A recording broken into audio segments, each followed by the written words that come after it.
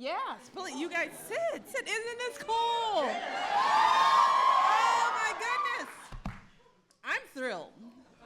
It's exciting to have these fabulous ladies and this gentleman here. But I want to welcome you guys to the White House. Yay! We are doing our latest installment of something we call the White House Music Series. And we're marking Women's History Month by celebrating women with a whole lot of soul. Yeah. And I want to start by thanking the wonderfully talented women on the stage with me. You guys, you know who they are. We've got Janelle Monáe, who is now my child. We might as well give her a room here because she's here so much. Melissa Etheridge, who is amazing. We're thrilled to have her, and my other mother, the phenomenal Patti LaBelle.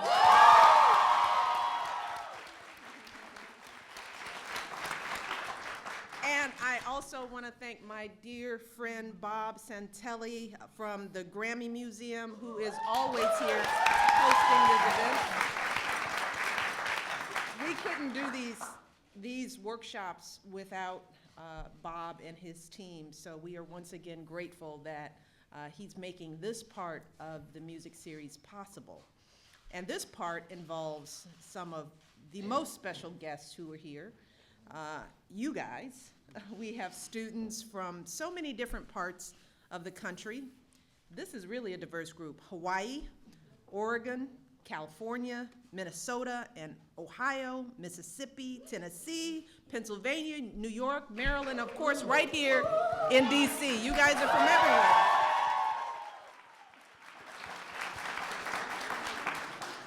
And just so that you know, we are in the state dining room. And this is where we host presidents and kings and queens and ambassadors and world leaders, and a lot happens in this room, and now we're hosting you. And we're so excited to have you here because this is really my favorite part of these music series. It's like tonight we have a great concert that's gonna happen with a lot of fancy people that will show up. But today, these artists take time out of their day to be with you guys. And it is fitting that we have such a diverse group of students for this event because today we're celebrating the kind of music that makes you move no matter who you are or where you come from. Music that taps into feelings and experiences that we all share. Love and heartbreak, pride and doubt, tragedy and triumph. It is called soul music. Can we say that? Soul music. Soul music. Sometimes it makes your hips move. Sometimes it makes you rock your head, Sometimes it helps you just kick back and relax and soak it in. But no matter what form it comes in, you know this music always comes straight from the heart. You know you're listening to someone who's found her own unique voice and isn't afraid to show it to the world. And these women are perfect examples of just that. For instance, Melissa says that when she first started writing songs, she wrote a few that helped her get through some struggles she was facing. Songs that helped her get some things off of her chest. But she didn't think anyone wanted to hear these songs, so when she was up on stage, she'd mostly play those fun, bouncy melodies that she had heard on the radio that sounded oh so wonderful, right? But then after one of the shows, or many of the shows, folks started coming up and talking to her about those other songs, the ones she'd written herself. And she said this about those songs. She said, the songs that people responded to, they were always the songs that were deeply personal to me. She said, and I thought, that must be the key, if I can make my songs resonate with emotions and truthfulness. That is Melissa. She will tell you more about her world. And then there's Miss Patti LaBelle. Her story, just short and sweet, before she'd won any Grammys or sold any records, Miss Patti LaBelle was the shyest little girl around. It is hard to believe that. She was afraid to even ask her teacher if she could use the bathroom. And she never dreamed of singing in front of people unless she was part of a full choir. But once she mustered up enough courage to sing a solo in church, and she got a standing ovation. And as she says now, she says, "I still have a little bit of shyness. I look back and say, thank God I got through it and took chances and sang my butt off." And then there's Janelle Monáe. When she was growing up, her mom was a janitor. Her stepfather worked for the post office, and her father was a garbage collector. When Janelle was first trying to make it in New York, she worked a side job as a maid to make ends meet. When she moved to Atlanta, she worked at an office supply store. And today, even though she's a huge star, she's never lost sight of where she came from. Now, wherever she goes, she almost always wears a black and white jacket and pants. And she calls this her uniform. And it's a tribute to her mother and so many other folks who taught her the value of hard work, folks who wore a uniform to work every single day. And she says now, "I didn't have to change who I was. I didn't have to become perfect because I've learned through my journey that perfection is often the enemy of greatness. Embrace what makes you unique, even if it makes others feel uncomfortable." So to all of you young people here, I want you to listen to those lessons, not just the ones I read, but the ones you're going to hear from these women when they talk to you. Embrace what makes you unique. Take some risks. Please take some risks. Find your own voice and be proud of it. And then sing your butt off. Or work your butt off. Or whatever you do, do it until your butt comes off. Okay, that quote's gonna be kind of funny in the papers. I already know it. My communications people are like, what? But you guys all know what I meant. Be good at what you do. And if you pair those lessons with a good education, all right? If you challenge yourself in school, get that degree or professional training, but you gotta do more than just graduate from high school. That's not good enough anymore. So you gotta go beyond. Then you can become a great artist or an entrepreneur or a scientist or anything else that you wanna be in this world, but your education is key. That's the story of anyone who has ever been successful, whether it's Barack or me or your parents and teachers or these three women up here today. At one time or another, we all had to find our own voices and show the world what we have inside. And I really want you all to take that to heart, you know, because part of giving you these experiences is so that you understand how special you are. You know, and there are millions of young people like you all. And because we get to highlight you here, we get to show the world and remind the world that our future lies with you all. But we need you to be ready. We need you to be focused. We need you to take your education seriously. And we need you to not be afraid to work hard. You will fail. We have all failed at something. And it's been big, embarrassing failures. But we all rise above it, and we expect that from you all. So this is the first in many wonderful experiences I know you all will have, so take advantage of it. We're gonna get rid of the press so that you feel comfortable, shake it off, make sure you ask questions, don't be afraid. This is your home, this is your house, so treat it that way. Take some risks now, stand up and use your voice and ask a question, don't be shy, and learn something. Be open to taking whatever you can in, and then use it to be the best that you can be. We are so excited to have you here. I know you're gonna have a great time with these women. They are excited, as Patti LaBelle said. She said, I am honored to be here with these students. And that's how we all feel. We are honored to be in your presence. Just keep doing what you do. Be good, be great, all right? So I'm gonna leave you. I'm gonna go do some more work. And well, look, okay? You're in good hands, all right? Thanks for coming to the White House. You guys have fun, all right?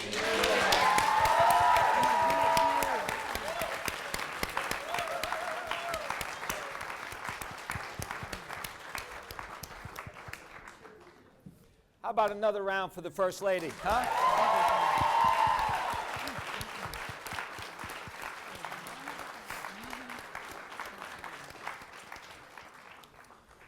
Okay, that was pretty amazing, wasn't it?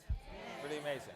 And the words of wisdom are not just for you, but for all of America, all of young America. And some of those same themes and some of those same topics we can see in the history of American music, especially in soul music, like I'm about to talk to you in just a minute. But before I do, let me introduce myself for those of you who don't know who I am, and for those out in the rest of America, because this is being streamed to high schools all over America. My name is Bob Santelli, and I'm the executive director of the Grammy Museum in downtown Los Angeles. And for the past 3 or 4 years, we have been coming here to the White House, bringing students like you from all over the country to not just experience the excitement and just really amazing feeling you get when you walk into this house, but also, and even more importantly, to learn about how this great American music form that we celebrate and love and enjoy and bring into our hearts every day is so important to us as Americans. I always like to say that when we talk about American music, it's pretty hard not to define ourselves as Americans without talking about music. It's such an important part of who we are. And it really doesn't matter what kind of music is your favorite, or your parents' favorite, or your grandparents'. The fact is that Americans are so connected to a great, great tradition of music in this country.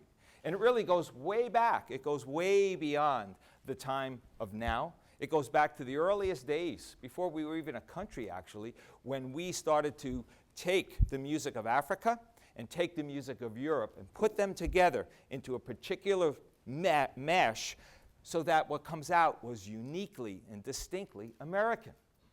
Now, one of the great music forms, without question, that came out of that mix is something called soul music. Soul music is an interesting, in my view, it may be the most powerful music form, vocal music form, that we've ever created. Now, you could say gospel. What about gospel? And of course, gospel. But soul music comes out of gospel. The word soul is an interesting word. Why did we call it soul music? What does it mean? If someone says to you, oh, you have soul, or that singer has soul, what does that mean? Anybody? What does that mean? Yes, sir. It speaks to and through. Say it. It speaks to others, for yourself. That's right. It speaks to others. It speaks to others in a very powerful, emotional way. Soul music, when you sing soul, yeah, you have something to say. That's right. That's right.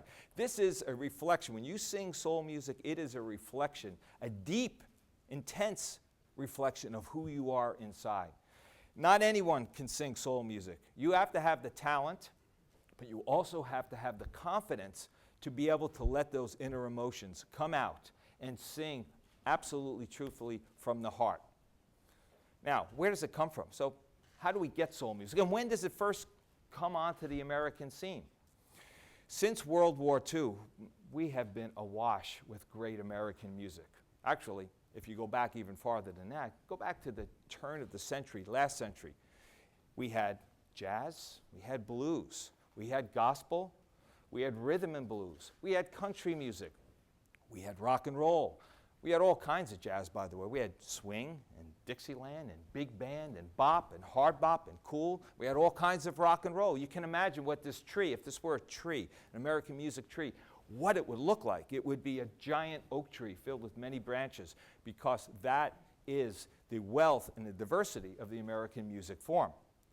Well, after World War II, especially in African American churches, gospel becomes a very, very important part, not just of the religious service, but it also becomes a part of self-identity.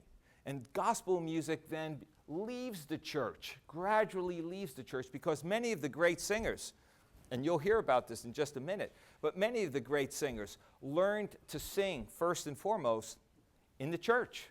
African American music tradition was extremely powerful, important, and still is in the African American church. So to get that training and to understand how to sing powerfully and emotionally about your Lord Savior, whoever that might be, and be able to project that, that's pretty important. So that makes you want to sing and sing hard and powerfully. That, over time, starts to go out of the church and go into pop music. So in the 1950s and early 1960s, there are some really tremendous singers. Maybe some of you have heard of the late great Sam Cooke. Man, he could sing gospel, and he sure could sing pop music as well. One of the very, very first soul singers. Unfortunately, he leaves us in the early 1960s, but what a sound he gives us. And then there are people like James Brown. There's people like Ray Charles. Many, many others.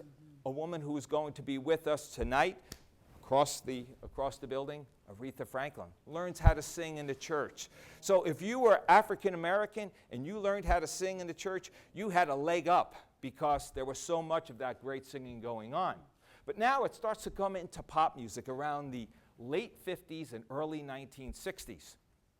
I like to say that no music form is ever born. It's not like something just kind of pops up one day and all of a sudden we have rock and roll or jazz. It never works like that. It's an evolution. It gradually comes out of the church and gradually goes into the streets and the schools and the living rooms and bedrooms and where kids practice in front of mirrors and learn to sing. And the lyrics start to change. Not the style necessarily. The style is still pretty gospel. But the lyrics start to change. Instead of talking just about the love of Jesus and salvation, now we start to sing about love, a different kind of love, a love between two people. And so, or things that are going on in the world. So the idea of singing very powerfully and emotionally gets taken from the church, it comes into the pop charts. And wow, you talk about great music, it's hard to beat what happens in the 1960s, which is the great decade for soul music. I could go make lists for you of great soul singers because basically anyone who recorded for Motown, we all know Motown out of Detroit, great soul singers. There were others like Stax and Volt out of Memphis, Tennessee, great soul singers coming out of there, and from New York and from Los Angeles, literally from every major city, soul singers were coming up through the church and then coming into the pop realm and making a big difference in how America sounded and how America felt about itself. The interesting thing is there were men and there were women. This is Women's History Month, and today and tonight we're celebrating the women of soul music. Why that is important is because of this. Most of the 20th century, when rock and roll and pop and funk and everything was coming up, most of the artists were male. It was just the way it was. Women only got the chance to vote in the early part of the century. So when it came to the business of the music, it was really difficult sometimes for women to make it. But in soul music, quite honestly, they couldn't be denied. They were that good, the singing was that powerful, and the public, not just church-going people now, but people buying records, white, Latino, black, it didn't matter. All of America began to embrace this thing called soul music. You couldn't resist it. You just couldn't resist it. And it wasn't just in America either, because what happens is this music starts to go to Europe. It starts to go to South America. It goes to the Caribbean. It becomes not just America's music anymore.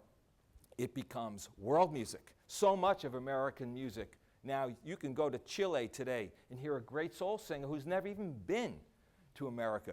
You can go to Spain. You could go to any place in Asia, and there are people who sing soul music, and they sing emotionally, and they copy the greats. But what they're doing is they're expressing themselves musically in their hearts through their voice. And that's a very, very powerful thing. And today, that tradition goes on.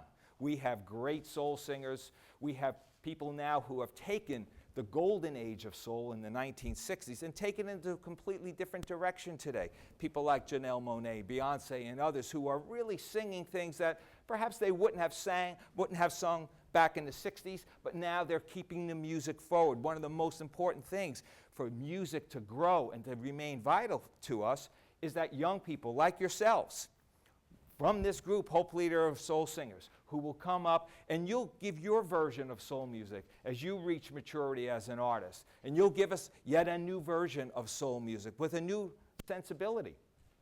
The women of soul music gave us a female sensibility.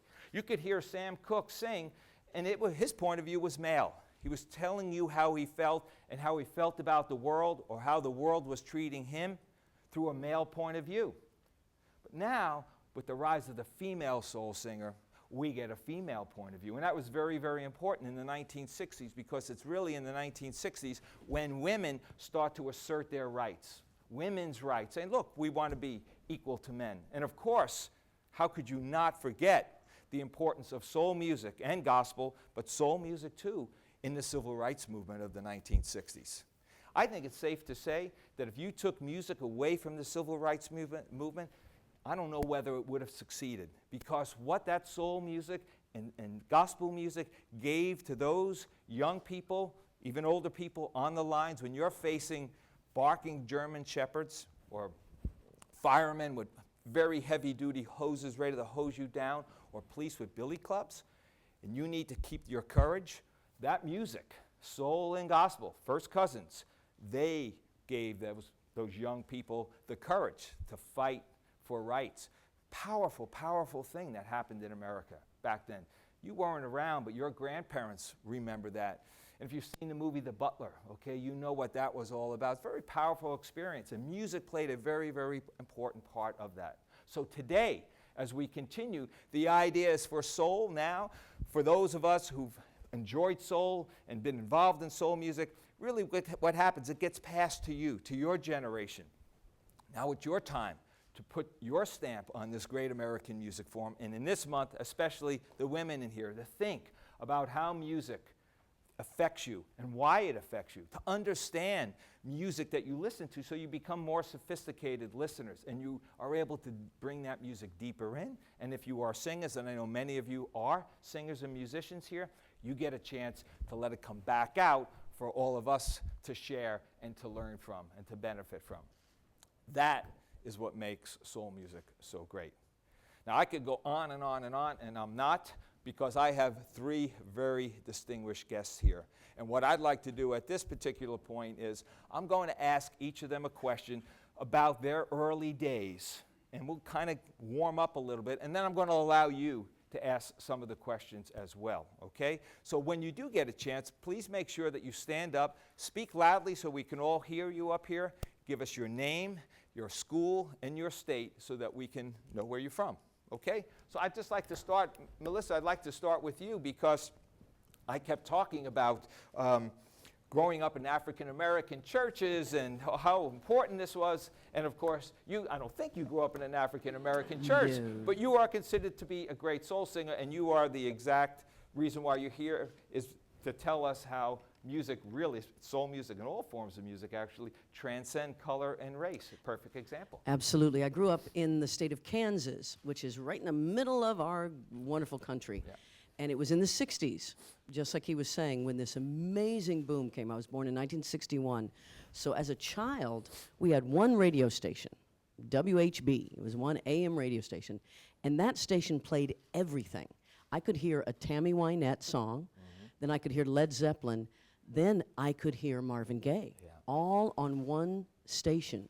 I didn't have those, they weren't blocked off. I was able to listen to Aretha Franklin at a young age and was incredibly moved. I also, my first music was in the church. It was the Methodist church. We were much more straight, I don't know. Reserved. Yeah, reserved, let's say that. They were much more reserved, yet music played a great part, the spiritual part of music. So I could relate when my parents bought an Aretha Franklin album and I heard her sing Bridge Over Troubled Waters, and it brought me to my knees. I understood that emotion. So as I became a writer, as I became a musician, I wanted to bring that in. I never thought, oh, I'm white, I can't do that. I thought, oh, I'm a human being, That's right. and I feel this. I want to express this. And like the First Lady said, oh my gosh, like she said, I would get responses to that.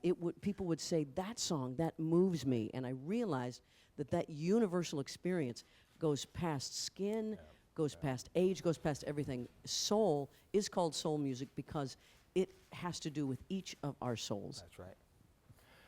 Patty, obviously you grow up in the African American community and in church, and you are, when it comes to legends, you're one of them. You help define the kind of music that you listen to and I listen to and many of us still listen to.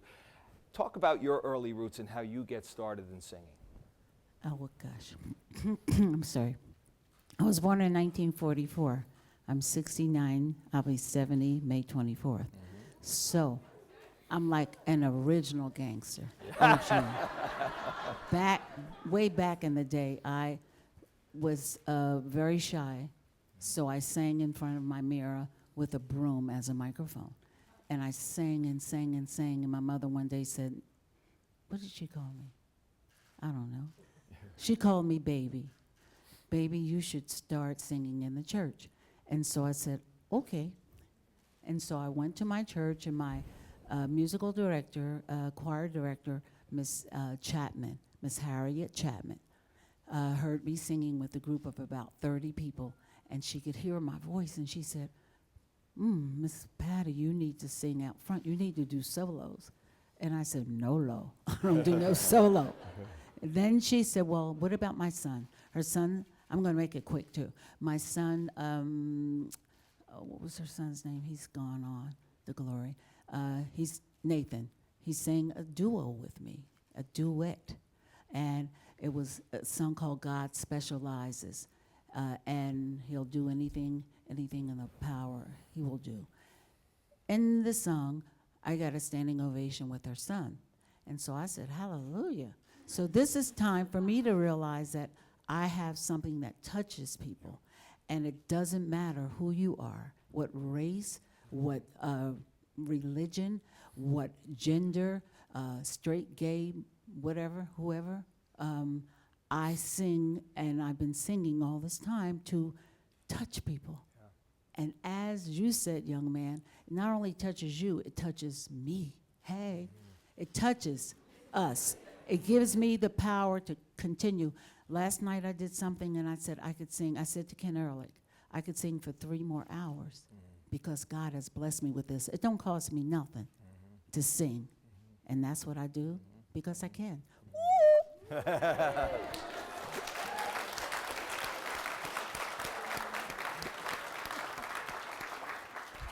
Janelle, what about you, the early roots? I grew up in Kansas too. Oh, my Yes, goodness. Kansas City, Kansas, Wyandotte County. Yep. Yeah, I'm just finding this out. Yeah, so I grew up in church as well, Baptist, and the training that I had was living room training, I like to call it. When you get in your living room and you have your mama, daddy, whether it's a holiday, it could just be a Saturday, a Monday, or no, we're at school, right? But we would all get in the living room and just sing. And I would sing, and my parents would be sitting on the couch. Sometimes they'd be like, girl, go in your room. We're trying to watch TV. And I shared a room with my sister for pretty much all of my childhood, and she would, you know, constantly be annoyed with me singing. And, you know, like Stevie Wonder says, music is a world within itself with a language we all understand. That's what I believe. And I've always, you know, loved communicating through song. And I remember I sang something at church, and someone said, you gave me goosebumps. And I didn't know. I was like 8, 9. I didn't know what that meant. But my goal was to keep giving people goosebumps. And that's what I would keep trying to do, right? And so through that language, you know, that was the only way I couldn't talk to them. I mean, maybe a story, but I found that, you know, music has really just been a part of my DNA, and singing, you know, just who I am. And both sides of my family, I grew up Baptist on one side, and the other side was Seventh-day Adventist. So it was a little bit more, I don't want to say professional worshiping, but it was, if you will. And we did a lot of classical, you know, hymns. And then my other side was real raw, more kind of James Brown, screaming, hollering. So I would get both those sides, and I started to incorporate that when I wanted to be a songwriter. I would want to incorporate those styles in my music. You know, go from something like a Judy Garland to something like a Patti or a Tina Turner. You know, just something that was raw but then sweet.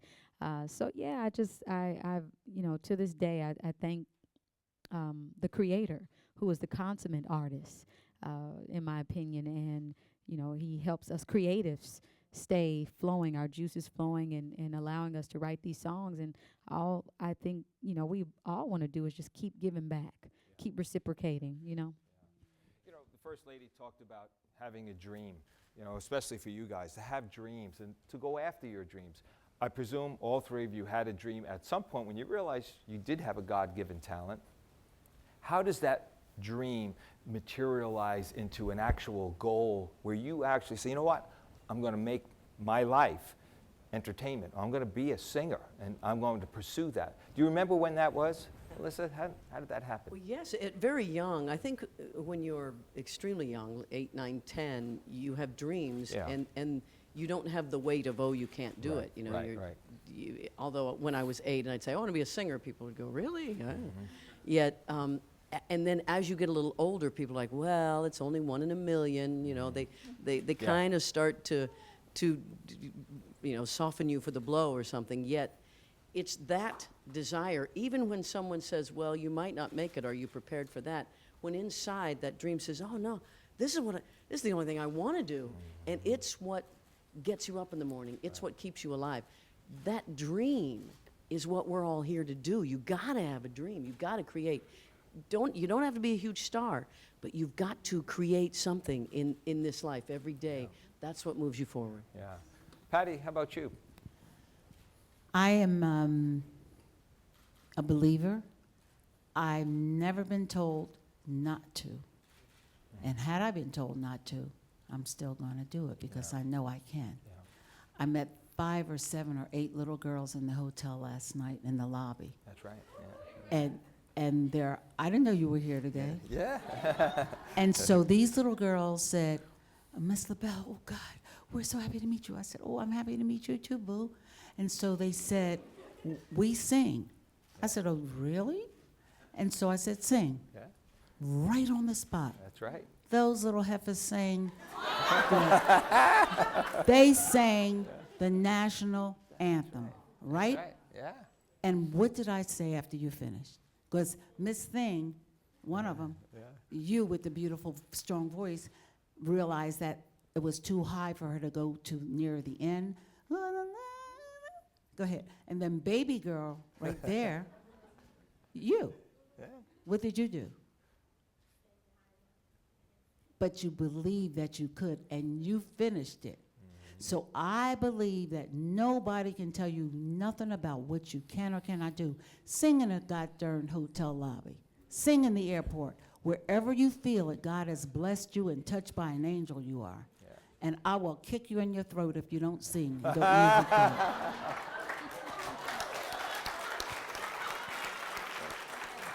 You know,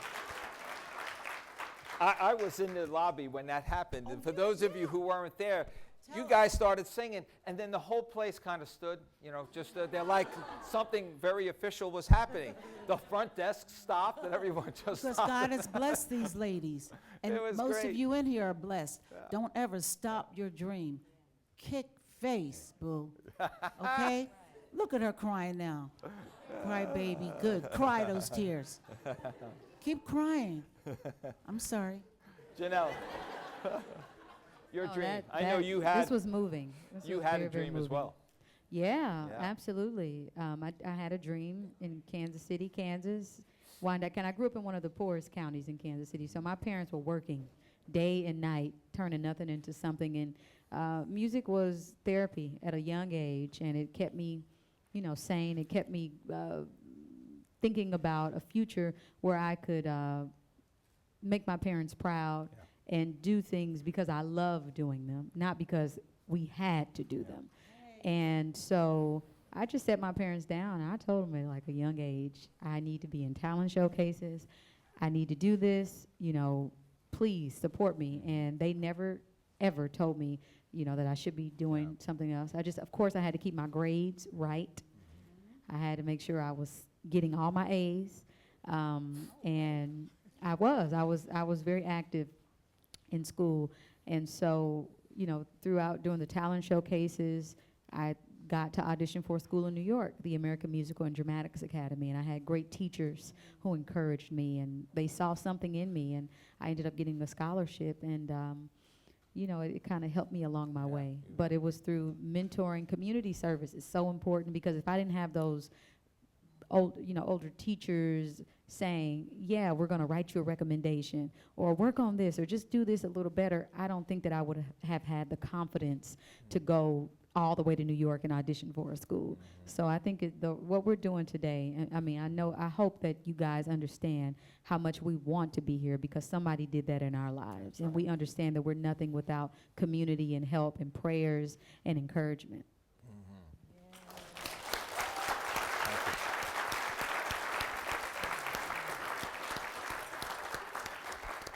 Now it's your turn to ask some questions. Who would like to ask a question? Yes, ma'am.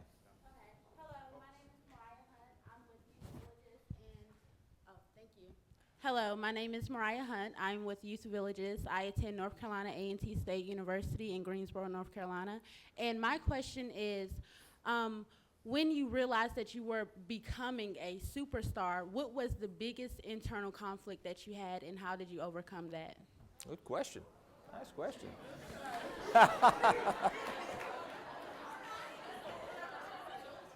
Miss Who you Patty? talking to, boo? Are you addressing ahead. this to you? All Okay, right. Pick one. go Patty, Melissa. you want to take it? All right, Go Melissa. ahead. Go ahead.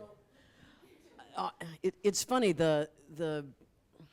when you realize you're a superstar is usually long after you become one, because it is it's something that happens in the public and not necessarily to you. We're doing what we love. We're doing it every day. We're playing in bars, we're playing in clubs, and pretty soon you notice, hey, the audiences are getting larger. And my experience actually took, it wasn't until my fourth album that I was considered, a big star in the 90s. And it's funny, because I always thought when I was younger, oh, I'm going to be a star, I'm going to be rich and famous, and all my problems are going to be taken care of, right? That's not how it works at all. I am still me, and I have always been me, and the same things that make me happy still make me happy. The same things that make me sad. The same things that I worry about. The biggest obstacle, mine was my sexuality. I came out in the 90s when not many people were doing that. And that was probably the scariest part of it. I didn't want this fame without being exactly who I was, 100%. So doing that, and then I went from selling 1 million albums to selling 6 million albums after I came out. So that showed me that being myself, absolutely myself, all the way to the core, means not only do I get to share that, but everything that comes back, it gets to go all the way in, and I get to appreciate it all the way down to my toes and go, yes, I did that, and that's what the world is seeing. And it's still ongoing. We're up here, and I speak for myself, and I imagine it's like this everywhere. We don't get up and go, I'm a superstar, No, we get up and we're mothers, and we're sisters and daughters, and we have lives, and we have loved ones, and we want that life. And that's very important to us. And probably the hardest thing now is just balance with that. Someone. Yes. My name's Sadie Little, and I am here representing Eddyville Charter School on the Oregon coast. And my question is, what are the key components of composing soul music? Good question. What did you say, boo? The key. What are the key components of composing soul music? Well, I believe that you have to, first of all, have soul. Yeah. Okay? You could be white, black, it doesn't matter, straight, gay. You can compose from your soul. And if it's your soul, like Adele, she's a beautiful, big old white woman. Okay? Now, does she have that soul? And she composes, and she does it all. And I do believe that you have to believe that you are not stunted. A lot of people feel as though they're stunted, their growth, their belief in themselves, because if somebody tells you, you ain't got soul, then you're going to feel that. Do you sing?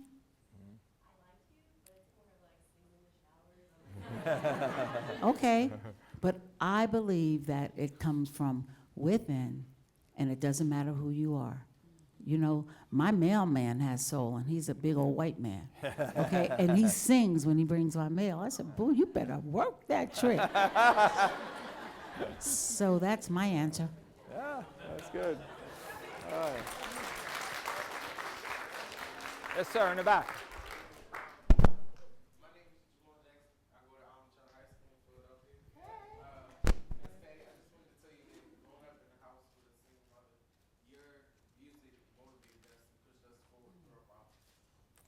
Thank you so much. Thank you. Very nice. Thank you. In the back, yes. Hi, my name is Dara Hall. I'm representing Youth Villages. I'm from Memphis, Tennessee, and I go to the University of Memphis. And this question is for Miss Janelle Monáe. The title of your last album was The Electric Lady, and I just want to know, how did you come up with that term?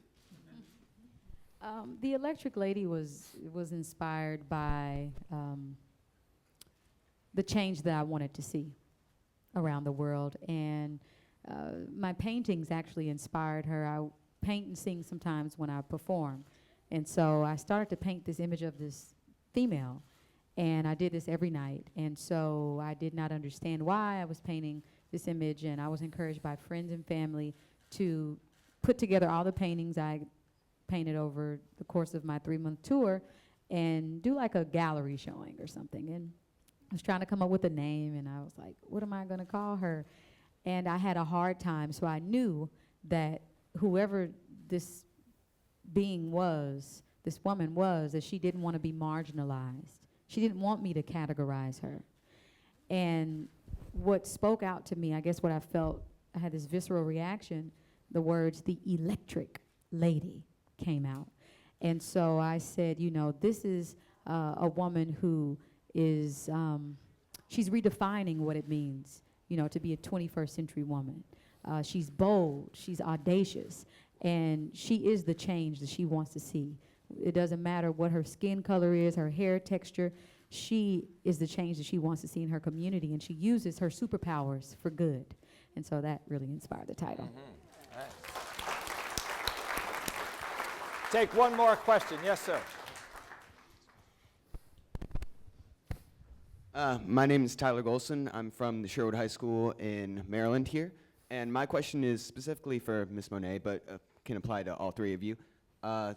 You had a performance on television recently where your band was all female. What's the importance to you of females not only singing, but also playing this music as well? Oh, it's important that as an artist, and especially as a female artist, that we remain in control of our bodies, of our image, of our songwriting, and how we envision music. I think that being a woman, we have a very unique position in this world. We have the ability to be leaders and be strong, but also the ability to embrace our compassionate sides, which I think we can sometimes lack as human beings.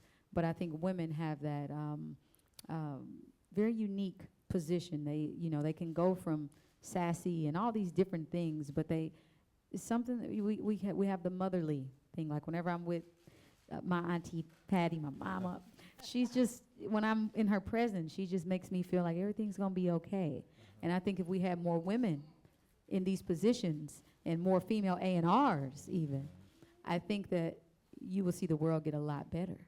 And so I just want to create the change that I want to see. So when you see visuals from me, this is what I want to see. You know, I don't want to complain about it, just do it.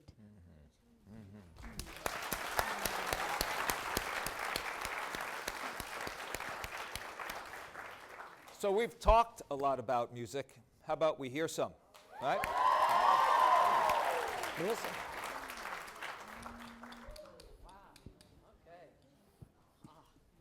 All right, is my mic even working?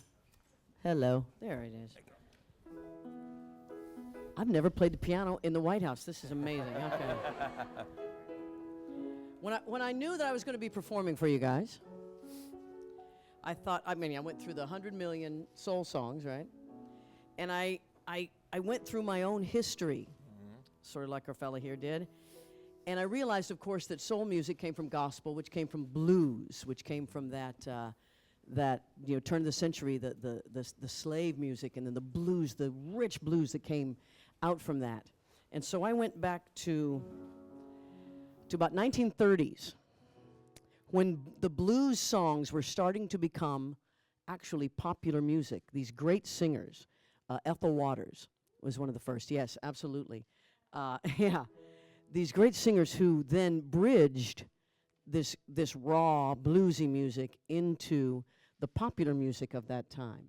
And here's a song born of the blues tradition, sort of that lost love, that, oh, what am I going to do? But it was sung by Billie Holiday, Etta James. My favorite rendition is Lena Horne. Now, there's somebody who could really sing some gorgeous soul music. This is Stormy Weather, all right?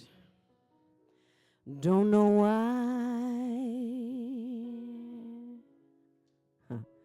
there's no sun up in the sky. Stormy weather. Since my man and I ain't together. Lord, it keeps raining all the time.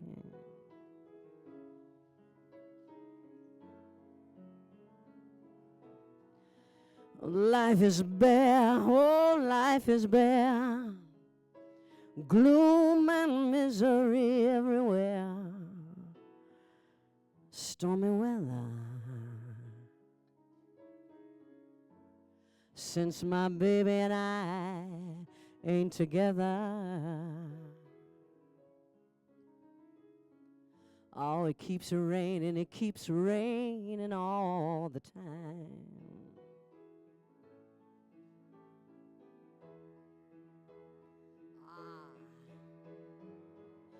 Since he went away, oh, the blues, they're out to get me. If he stays away, old rocking chair is gonna get me. And every day I pray the Lord above will let me get out and walk in the sun once again. I can't go on, no. Everything I have is gone. Stormy weather. My baby and I, we ain't together. No, no, no, it keeps raining. It keeps raining all the time.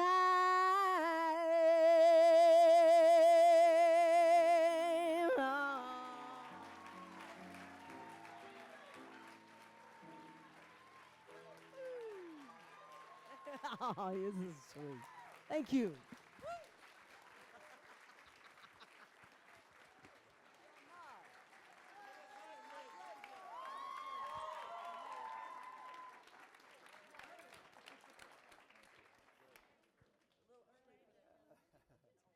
I think we have one more. Please welcome Janelle Monáe.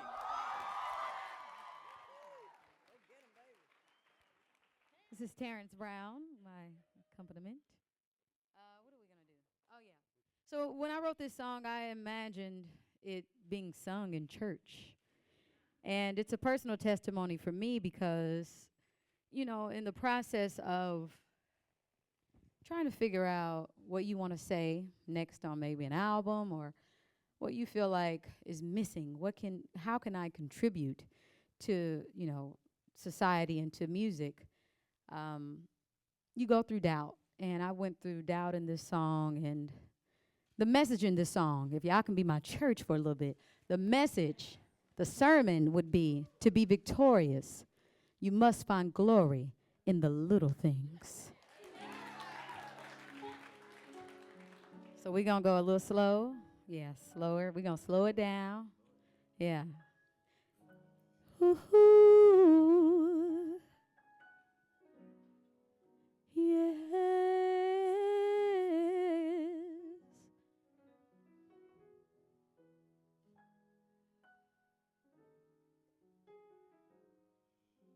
Today I feel so troubled deep inside. I wish the tears would roll back in my eyes. Will I rise? Oh, I'll keep singing songs until the pain goes. If loving you means fighting till the end, then I'll fight harder, baby, just to win. And if tomorrow shall come to me, I'll count your every kiss as a victory. Because to be victorious, you must find glory in the little things. To be victorious, you must find glory in the little things. Things surrounded by the schemes and senseless lies, and blaming others, feeling victimized. Oh, tomorrow, one day they'll know. To win, you have to lose all the things you know. Yes, Lord. I tried to light the fire deep inside. Father, take all the fears and sorrow from my life. 'Cause when the rain falls, my seed will grow, and I'll be further to my dreams tomorrow. Because to be victorious, you must find glory in the little things. Do y'all hear what I'm saying? To be victorious, you must find glory in the little things. One more time, Terrence. 'Cause to be victorious, oh Lord, you must find glory in the little things, the little things. To be victorious, you must find glory in the little things. 'Cause there's a greater, greater, greater love. There's a greater love in the little things. There's a greater love in the little things. Because to be victorious, you must find glory in the little things. Thank you. Thank you.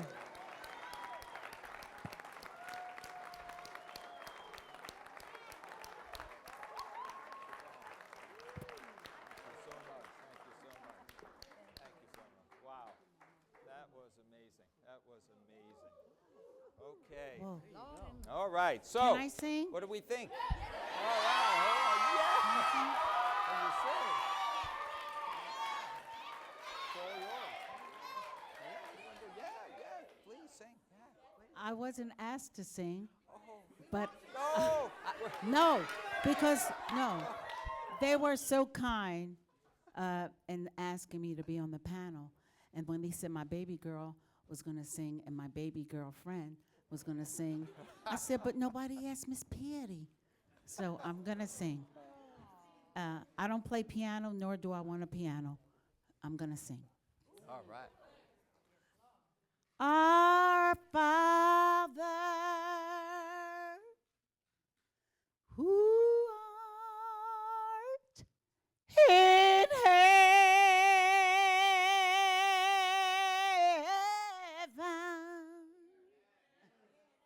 hallowed would be thy name. Thy kingdom come.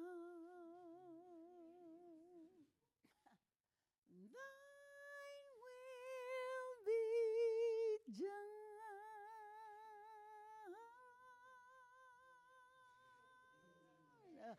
on earth as it is in heaven. Oh, in heaven. Give us this day our daily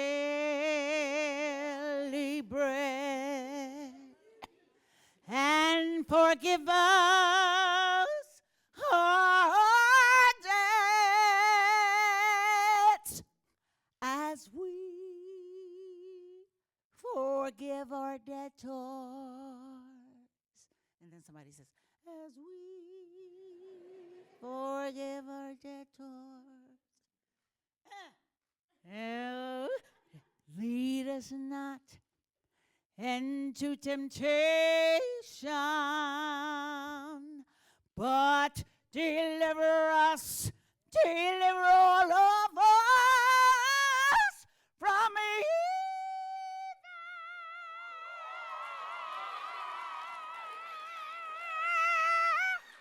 For thine is the kingdom and the power and the glory.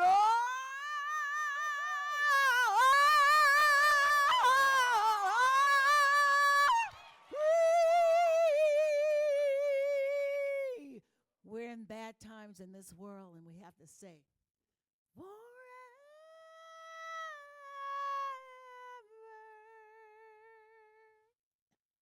Everybody say, ah,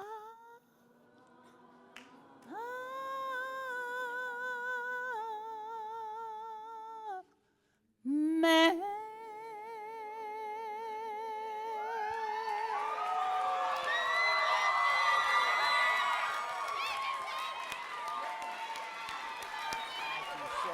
That was amazing. That was amazing. Thank you so much. Woo! Whoa. Listen, you gotta go. Over the pony for rehearsal. Okay, right here. All right. Woo. All right, hold on. Does someone have a question? Hold on. Patty, just hold on 1 second here. Okay. We've got one question here. Okay. Yes, what's your question? Hello, everyone. My name is Melissa Howard. I'm from Memphis, Tennessee. I'm here with Youth Villages, and I attend the University of Memphis. And I just wanted to know from you all, do you like good music? Yeah, yeah. Sing.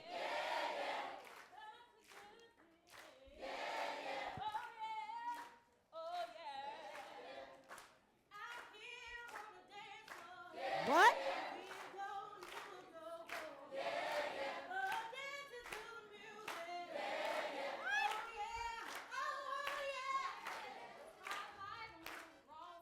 What?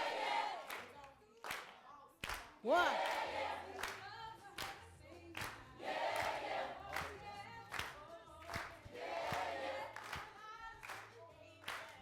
Huh?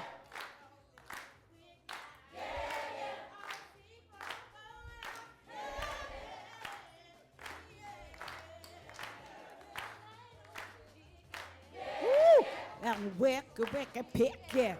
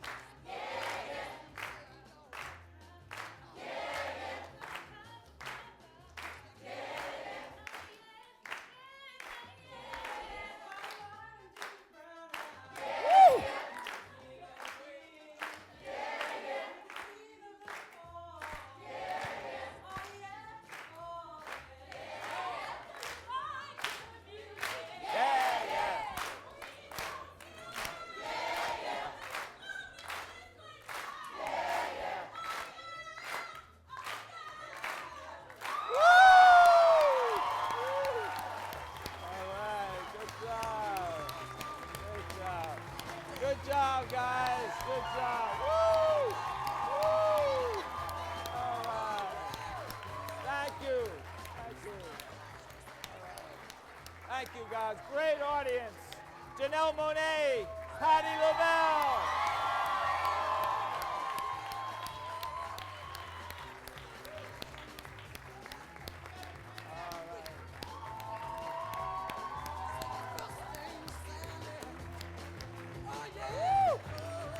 Great job, everyone. Thank you all for coming. Soul music lives, right? You guys did it. Thank you. We'll see you again next time.